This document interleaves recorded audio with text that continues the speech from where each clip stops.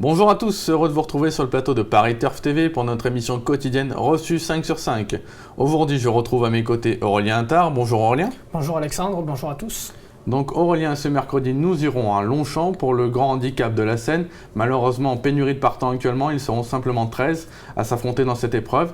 Ils vont disputer cette course sur les 1400 mètres avec une référence de 13,5. C'est une épreuve réservée à des 4 ans. Aurélien, on attaque de suite votre sélection. Le 2 Dilar, le 7 Gengis, le 10 Xenophane, l'As 14, le 9 Royal Prize, le 6 Lotus Garden, le 3 Exotic et le 12 Moonlight Gambler. Donc Aurélien, en tête de votre sélection, vous placez le 2 Dilar. Pourtant, il vient quand même de décevoir, c'était à ce niveau. Oui, mais il découvrait un parcours rectiligne ce jour-là. Il faut savoir aussi qu'il a galopé le nez au ventre durant la majeure partie du parcours. Vincent Vion n'a pas été stupide, il a posé les mains directement. Il sait qu'il a d'autres courses derrière, il n'allait pas le tuer sur cette seule sortie. En plus, Dilar, il se retrouve de mieux en mieux situé sur l'échelle des valeurs. Il perd de plus en plus de poids, alors qu'il retrouve ici des adversaires qu'il a déjà devancés en leur rendant beaucoup plus de poids. Il se plaît à Longchamp, 4 victoires et 3 places en 8 tentatives. C'est pas mal. C'est pas mal du tout. Il faut aussi se souvenir de sa prestation du 5 octobre dans le grand handicap des Milers, où il terminait 3e après avoir longtemps cherché le passage.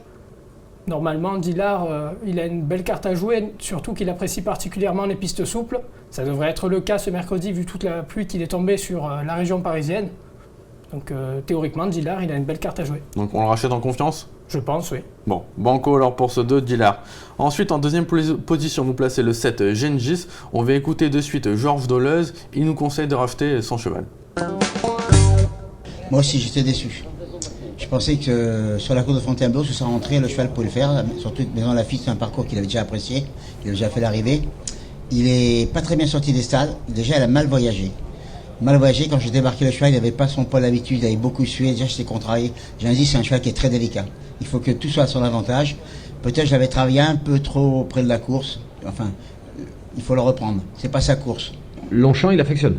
C'est un parcours sur lequel il a gagné déjà à 2 ans sur ce parcours-là, sur les 1400 mètres. L'année dernière, il a très belle performance sur ce parcours-là avec un poids qui était vraiment beaucoup plus élevé que le poids qu'il porte dans cette épreuve. Avec 53 kilos et un bon parcours, il va falloir aller le chercher, Gengis quand même. Il va falloir aller le chercher. Voilà, Georges Dolez qui, il affiche sa confiance, hein, c'est la chaleur. Je le comprends parce que Gengis dernièrement, certes, il n'est pas à l'arrivée, mais il n'a pas eu un bon parcours. Il s'est retrouvé derrière les animateurs, il n'a pas trop eu le passage. On sait que Gengis n'aime pas trop ça, il aime bien avoir ses aises, ce cheval. Il est un peu caractériel. Donc là, je pense qu'avec le 5 dans les stalles, sur le toboggan de Longchamp, où il peut partir de loin, parce que c'est un parcours où on voit souvent les chevaux qui galopent aux avant-postes aller loin. Je pense que Gengis, en plus, il aime ce tracé, il peut bien faire, surtout que lui aussi, sur l'échelle des valeurs, ça s'améliore progressivement. Il porte les œillères, un accessoire qui le réussit parfaitement. Thierry Tuliez le connaît bien. Logiquement, oui, il a une belle carte à jouer, je pense, Gengis. Je comprends tout à fait les propos de son entraîneur.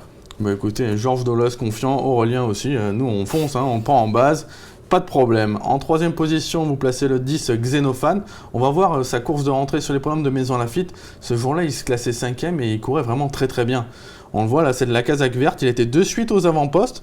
Je l'ai trouvé un peu pris de vitesse, après il s'est bien relancé. Il faut savoir que c'était 1200 mètres, cette fois ce sera 1400.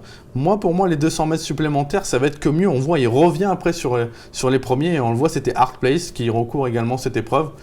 Mais vous ne l'avez pas gardé dans votre sélection, Hard Place.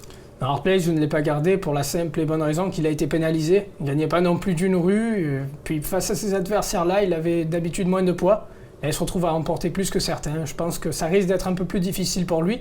Après, il peut être à l'arrivée, c'est tout à fait possible, mais je ne l'ai pas retenu. Il faut faire des choix, surtout dans les handicaps. Donc j'ai préféré Xenophane, le numéro 10, qui lui a effectué une bonne rentrée.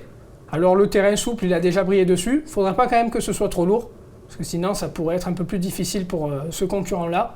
Umberto Rispoli s'en sert parfaitement. Le cheval a déjà fait ses preuves dans les événements. Je pense logiquement qu'il a une belle carte à jouer, surtout que face à ces adversaires-là, il n'a jamais été vraiment ridicule. Donc pourquoi pas en attendre une belle performance. Et est-ce que la fameuse deuxième course, pour vous, c'est gênant ? Non, parce que c'est un cheval qui n'a pas l'habitude de courir trop souvent.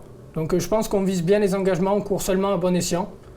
Donc si on court là, c'est qu'on doit être suffisamment confiant pour prétendre à un bon classement. Bon, juste regarder la météo avant de faire vos jeux avec ce 10 Xenophane.